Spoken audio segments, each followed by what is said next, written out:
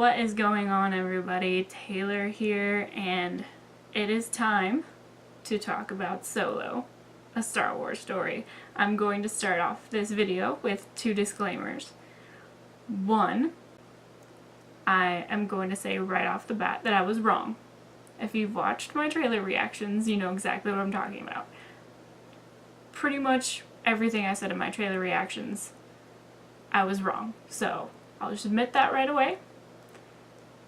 Second of all, I'm going to say that I know there's going to be a lot of backlash on this video because this was a very divisive movie, as was The Last Jedi, and I loved The Last Jedi, and I got a lot of shit for that, saying that I was a fake fangirl, fake geek person, not a real fan, and a Disney chill, and whatever else. So I'm gonna get even more of that now, because most people, from what I'm gathering, were not a fan of this movie, and I freaking loved it. I left this movie so excited and so happy and enjoyed every second of it. Even when I had problems with it, I was still having fun, and I'm a huge fan of it, and I'm really excited to talk about it. So let's go. Let's get into this and see how much trouble I can get myself into here from talking about how much I genuinely enjoyed this movie. Also, I will say, I have a list of notes. I actually went and wrote out like a couple pages of notes so that I try to keep on track with what I'm talking about and don't just ramble completely out of order. Because if I don't have some sort of notes, that's totally what's going to happen. So let's get started here. Generally, I really enjoyed the movie. I did. I had a lot of fun with it, and I'm someone who went into this movie expecting to be disappointed. If you watched either of my trailer reactions, you know that I wasn't super excited about either of the trailers. I liked the second one, I think. No, I liked the first one more than the second one, and everyone else liked the second one more than the first one, I think. Whichever one everyone else liked more, I liked the other one better, of course. And I'm pretty sure I said in both videos that I was cautiously optimistic and really wanted to like these movies and really wanted to be proven wrong. And that's exactly what happened for once, where I went into it, had low expectations, but was still cautiously optimistic and was completely proven wrong and enjoyed the heck out of myself. So, that being said, I really enjoyed the tone of the movie.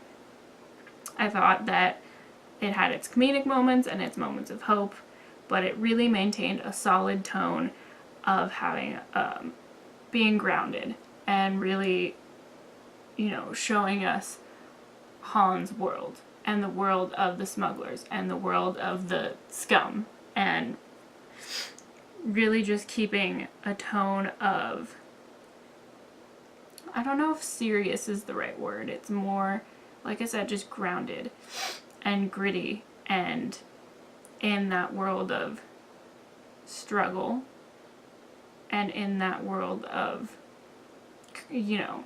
just the tone of this is this life and we're not going to completely undercut it by putting too much outrageous comedy that doesn't allow these moments to sit the way they need to. So I really appreciated that. It really felt in tune with the universe, with the galaxy, with whatever you'd like to refer to it as. So I really liked that a lot. I didn't have issues with the pacing. I know a lot of people did. I know a lot of people said parts of it were slow. I didn't feel that way.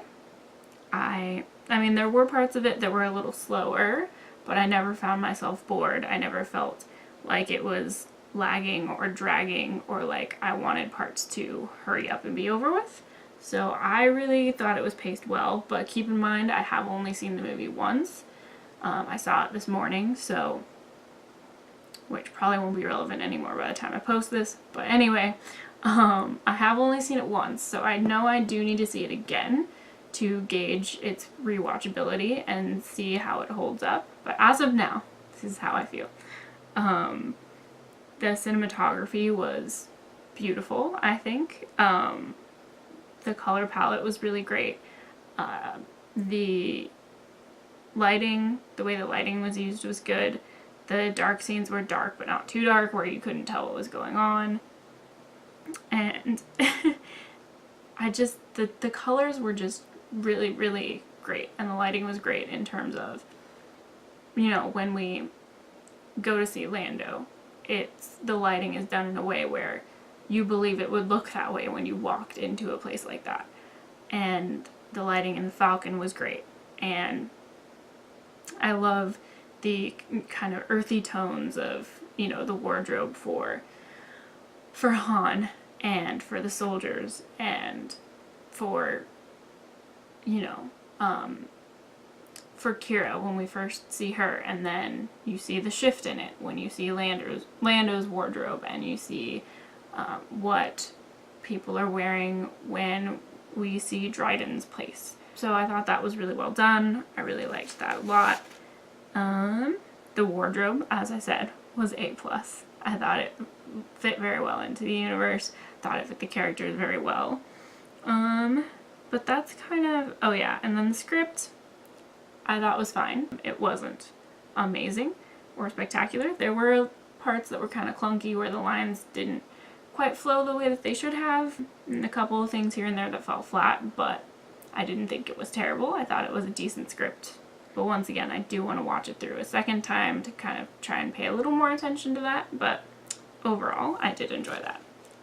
Okay, so I'm going to go back and kind of go through the movie now a little bit and talk about particular scenes and parts, and we're just going to kind of have a discussion here. I'm going to pretend like you guys, you know, are here discussing this with me, and I'm just going to talk, and we're just going to see how this goes. Okay, so I really enjoyed the way that the movie opened. It opens obviously giving us a glimpse of where Han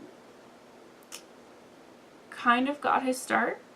He is a little bit older, so we don't see his family life, we don't see his parents, we don't see that kind of origin, but we do see, you know, where he's growing up and how he's living at this stage in his life. And it, you know, shows us that he is at this low point of having to work for someone else and having to fight his way to survive, basically. And it still does leave that air of mystery of exactly where he came from and how he got to that point, which I liked. How it's not giving us everything, but it obviously shows us how he knows Qi'ra, and that I like that it starts off in that place and then we get to see that he's not willing to stay a victim of his circumstances. He's in a really shitty place, and, you know, he's not being treated well, and he is basically having to fight to survive every day, but he's gonna get out of there. Whatever it means, he's gonna get himself and Qi'ra out of there, which is a great base for his character, I think, to start off there when we see him. And then we see the die, whatever. We see that, the first time I saw that, I just got this huge stupid smile on my face, because that's just become such a symbol, especially after The Last Jedi. But anyway, so I was really excited to see that. And then the point where Qi'ra and Han get separated, that was unsurprising. Like, I'm pretty sure most people going into this assumed that that was going to happen, especially if you've seen the trailers. But, so, that was predictable, but I didn't think that it was done poorly or anything. I liked the way that it was done, and I thought that it made sense to the story, the way that they did it. I actually am a fan of the origin of the last name Solo.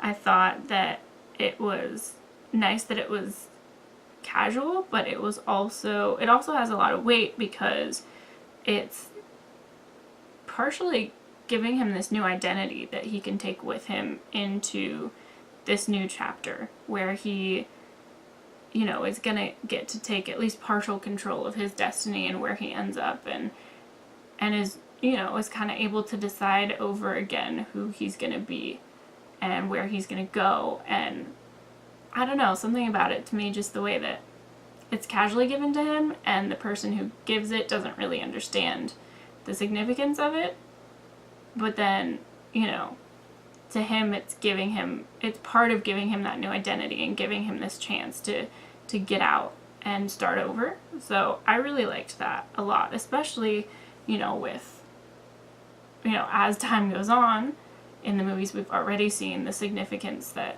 the name Solo will come to carry and how many people will know that name, and just kind of, I don't know, thinking about that was really cool, and I really enjoyed that, actually.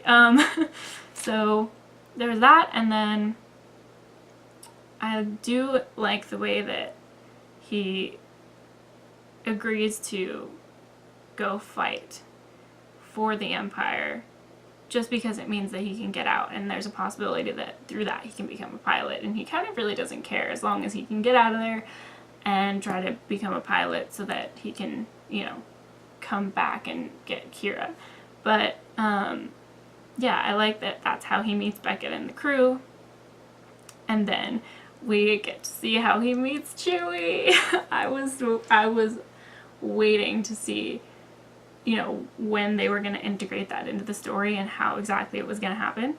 And I was so excited, and I was not expecting it to happen that way. And after they said, you know, the Beast, I probably should have had a little bit of an inkling of it, but I did not see it coming at all. And then when you first see Chewie, I was just, I don't know, I was just so excited because, you know, it's the first time that they're in a room together, and that's just really crazy to think about because it's been alluded to so many times of, you know, the way that they met, and yeah, I don't know. Anyway, so that was really great. I do like that Han was able to, you know, took it as a, if we work together here, we can both get out of here. Like, you don't have to kill me, and we can both get out of here. And just, not only is he being resourceful, obviously, and thinking quick on his feet, and being able to do that, but it also, you know, even though that's not really what he's considering when he's doing it, it is showing that he doesn't want to kill if he doesn't have to. Like, he wants them to both be able to get out of there and make a deal where it benefits both of them, which I think is really interesting because he clearly doesn't think of it that way, but that's obviously a part of his character that he doesn't, you know, think about. Next page of notes. Okay. So then we see them all go on the mission, which Val is obviously not about bringing Han and Chewie with. And Beckett is kind of like, we need extra hands, we're doing it. And then obviously the mission goes south, we lose Val, they lose all of the fuel, that becomes a whole mess. And even after all that, even after losing Val and losing all the fuel, and knowing that he's going to have to go face Dryden, Beckett, you know, tells Chewie and Han to leave. He says, Dryden Voss doesn't know who you are. He hasn't seen your face. Like, this is your chance to get out. Like, you leave now because he does not know who you are. And you won't have to live with a bounty on your head with that price of owing somebody. Which, I thought it was interesting that he would offer them an out like that. But, you know, them choosing to stay because they need the money and they don't really have anywhere to go, or a ship to get anywhere or anything like that makes sense. So they go. I thought that the set for Dryden's yacht, I believe is what they call it, I thought it was great. It was modern and stylish and upscale and very well done. Obviously, the trailer kind of spoiled that this is how Qi'ra and Han end up reconnecting. Like, at least in my opinion it was. As soon as I saw the inside of the ship, I was like, yeah, this is totally what's about to happen, which is not the biggest deal in the world. I really liked the look of Paul Bettany as Dryden Voss. I thought that it was a menacing look, and I just think he looks the part and plays the part well. I don't know, that probably sounds ridiculous, but I did. I thought the second I saw him, I just kind of felt like it fit, and yeah, I don't know. I really did enjoy his character. I also thought that it made a lot of sense, you know, once the scene was set up a little bit, that Qi'ra would end up being his favorite, you know, his right hand, because she, you know, growing up with Han and being in the same situations as Han, she learned to fight for survival, and to survive you have to do what you have to do, and she was able to, you know, somehow, we still don't know the full story of exactly what happened to her, what she did, but she was able to work her way up to a place and a position where she was his right hand and was able to have a little bit of influence. He trusted her and he turned to her, you know, for what she would do in certain situations, and really, even though, you know, he made it seem like he would tell her that she was important and he didn't know what he would do without her, and to an extent I think that's true, because he did turn to her for support and to talk things out with her and all of that. And so being in that position, it affords her a lot of opportunity. It really gives her character the ability to be a lot more, because she's in a position where she can gain control and she has resources and she can learn, and it really expands the possibilities of where her character can go, I think. So then we meet Lando, which I loved. I thought Donald Glover was perfect in the role. Lando had an amazing presence. I love that, you know, the way he was tied into it was that pretty much everyone knows who Lando is or has a connection with Lando. And I love that it's because of how he knows Qi'ra and how he knows Beckett that they end up getting the ship. You think it's going to be from playing Sabacc with Han, but it's not. It's through his connections with the other two people that Han is with, which I thought was really funny, actually.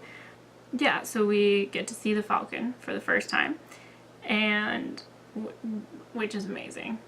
I love that. That's Han getting to see the Falcon and be on the Falcon for the first time is wonderful.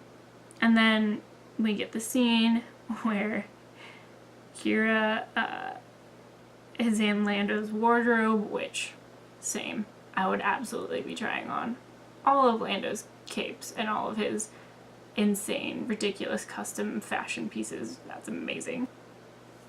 That scene, I think, really shows that Han is still in the mindset of he hasn't moved on. The same Qi'ra that he left behind, that he had to leave behind, is still standing in front of him. And to her, you know, she's moved on. She has had so much happen to her since he left and has become a completely different person and has different priorities.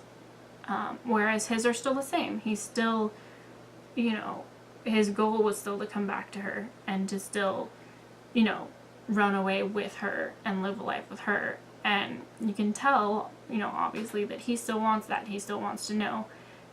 He wants to know everything that happened to her while he was gone.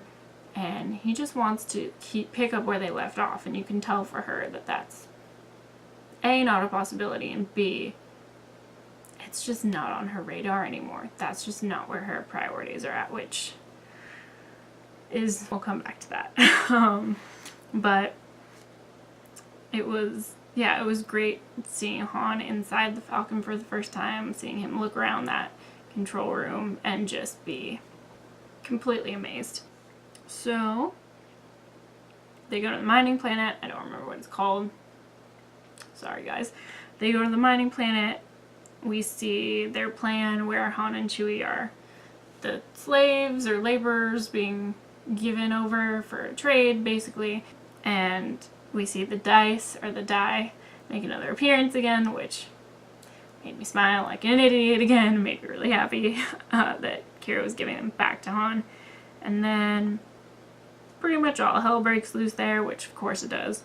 We get to see more Wookiees, which seeing Chewbacca see more Wookiees made me really, really happy, because you can just tell that he just, like, how could that not make you so happy? Seeing that he just briefly gets to be reunited with other Wookiees. And then we see Lando just chilling, trying to record his book, which is hilarious. I'm pretty sure that's the scene it happens in. That's hilarious. That he's like sitting there recording himself while there's like a mission and craziness going on. We lose L3, which is sad because of how much L3 means to Lando. I didn't personally have a huge connection with the droid. I wasn't super sad when we lost L3, but seeing Lando that upset was a little rough. And then we see Han flying the Falcon for the first time, which, you guys, come on. Like, that had to have put a smile on your face. That was amazing. And then we see Qi'ra trying to co-pilot, and then we realize that Chewie knows a ton about flying, and then we see Chewie and Han co-piloting together for the first time, which, once again, just is the best. Like, that's such a pure, amazing, just bursts of joy and happiness moment. So I was really excited about that. So we see them doing the Kessel Run, which is horrifying. That can see why, you know, no one does it under 20 parsecs, because that is freaking insane. Especially if you just go off the path and do whatever the hell you want, because that was just, yeah, those were some really crazy obstacles and sequences that they had to go through for the Kessel Run. I really did like that sequence. I thought it was cool. I thought it was a great way to see more of the galaxy and what's out there, and, you know, parts that we don't get to see because people obviously purposely avoid those things normally. So that was really, really nice. I liked that. And then we see them go to the other planet, where I think refining it is what it is. But they go to the other planet with the fuel, and they run into Enfys Nest, I think is how it's pronounced, again. And we figure out what they're all about. We figure out that they're not the bad guys, and, you know, what their cause is. And, you know, that's the point when we see Han just, you see it. You see the good in Han, and you see that he wants to help. And, you know, he's obviously the only one that really cares about that at that point. Beckett obviously wants nothing to do with that and says as much, and then we don't really get Qi'ra's opinion on it. She just goes along with it, and at that point Lando has left with the Falcon because he wants nothing to do with that conflict. So that's kind of funny. And then we see the grand plan and all of the freaking crazy betraying that happens, where everyone literally betrays each other like 12 times in 5 minutes. So Qi'ra and Han lie to Dryden Voss and say that Beckett is dead. Dryden thinks that the fuel is fake because Beckett has betrayed them and went to Dryden. And then Dryden tries to go after Enfys Nest because he thinks that they have the real stuff and wants to take it from them, but then they have a plan because it's not actually with them. And then Beckett ends up taking it, and Chewie, and then Qi'ra kills Dryden, and then Han goes after Chewie, and then kills Beckett. And it's just this whole crazy, so much double crossing. Especially when you don't actually know if Qi'ra is gonna kill Dryden, or if she's trying to betray Han, or like what is going on there. So that's kind of crazy, but I did like how they did it. I thought it was I did think it was clever. I thought it was a really interesting way to show character and show everyone's actual motives.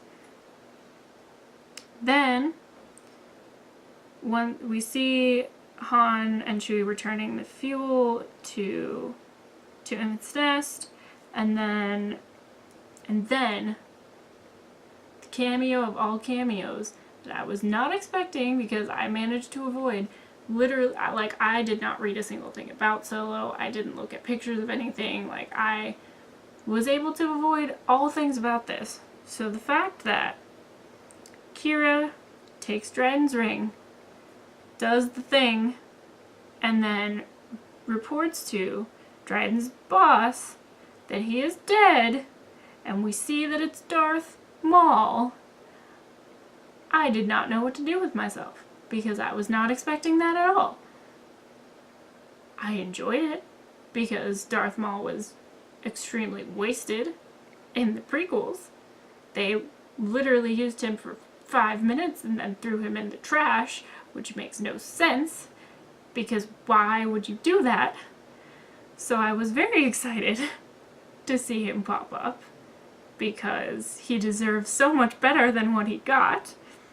Yeah, so that was kind of amazing. And then we have Han and Chewie finding Lando, and then winning the Falcon, playing Sabacc, actually this time, and then they reference going to find Jabba. So that's pretty much the whole movie. Okay, so I really liked Donald Glover as Lando. I thought he did a great job. He captured the vibe of Lando. He understood the character's motives and desires, and, you know, what drives him, you know, his vanity. And he's very, like, a selfish guy and is out for himself and is very confident. Alden Ehrenreich, you know, in my trailer reaction said that I wasn't sure about it. I didn't really like the casting. And he proved me wrong. He really did. Like I said, in the reactions, like I was hoping, he proved me wrong. I thought I thought he captured the spirit and the vibe of Han very well. I believed it. I thought the attitude that he had was great. The way he held himself was very reminiscent of Harrison Ford. And I thought that he lived in the character very well. And I definitely would not be against seeing him play this role again. So, there you have it. Paul Bettany, like I said, I thought was really great. I had a problem with Emilia Clarke. I really wanted to like her and like Qi'ra, but I felt like she ended up coming off as very flat. I felt like the character of Qi'ra had a lot of potential, and I feel like a lot of the reason why it didn't work for me is the way that the character was acted.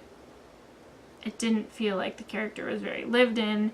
It didn't feel like, I don't know, it just didn't feel like there was a huge range of emotional depth, and I didn't feel like, I don't know, I didn't feel like the betrayals really meant much, and I didn't really feel, I don't know, something about it just didn't feel like it should have.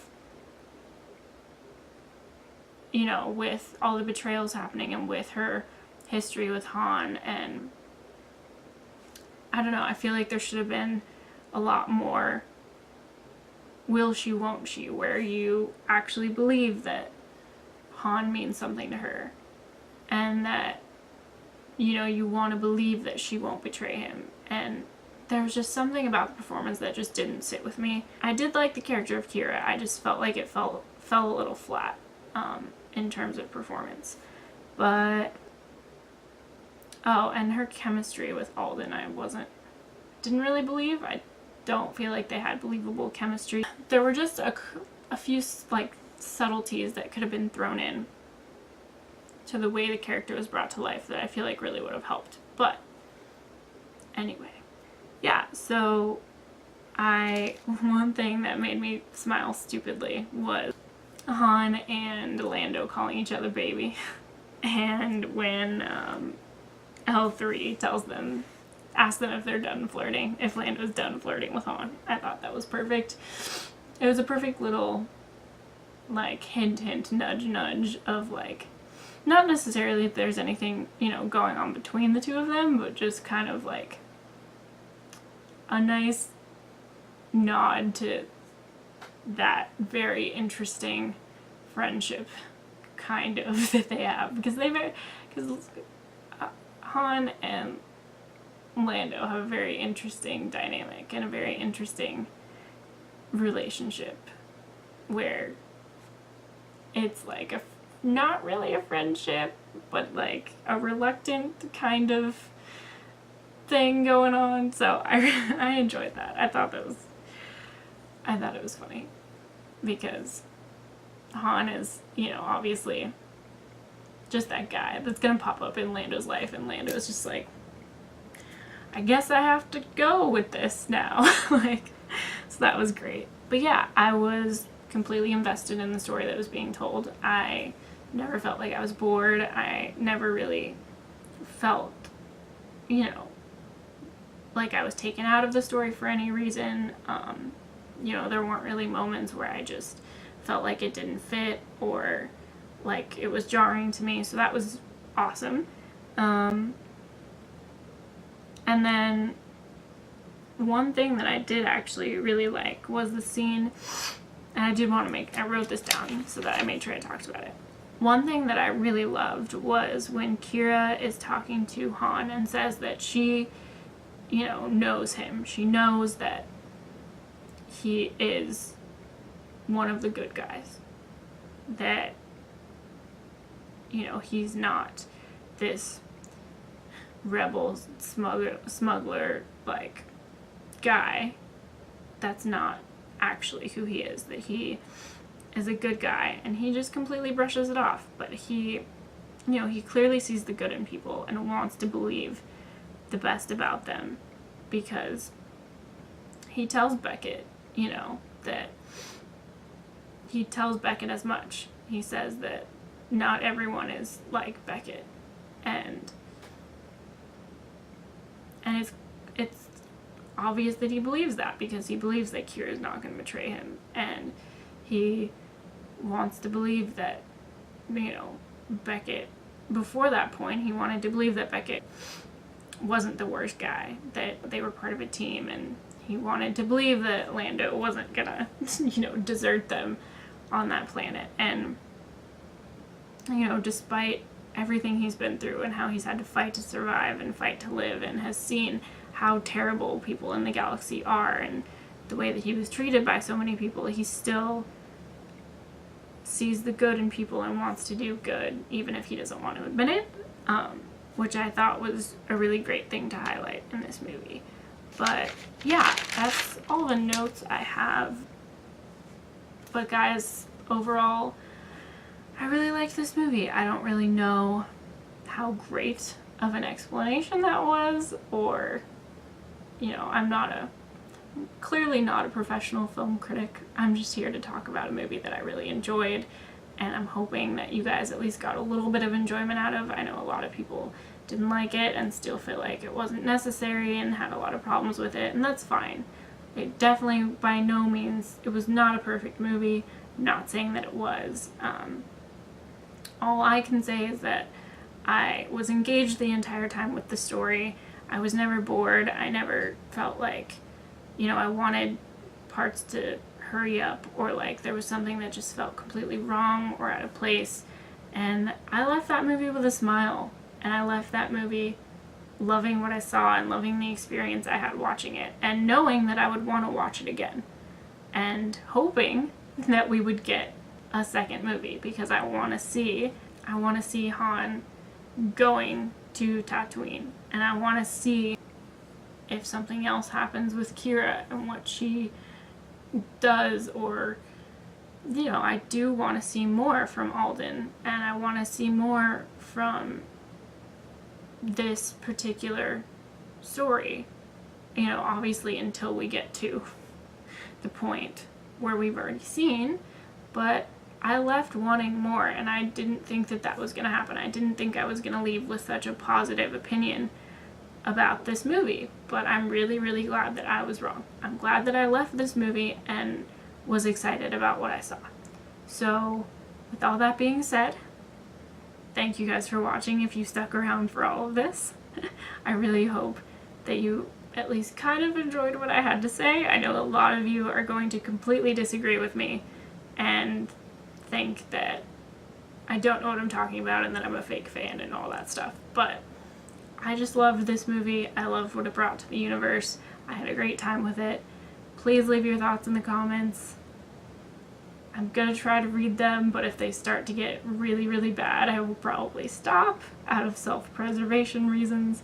But thank you guys so, so much for your support, for commenting and liking, and all of that stuff. If you want to find me on social media, as always, the links are down in the description.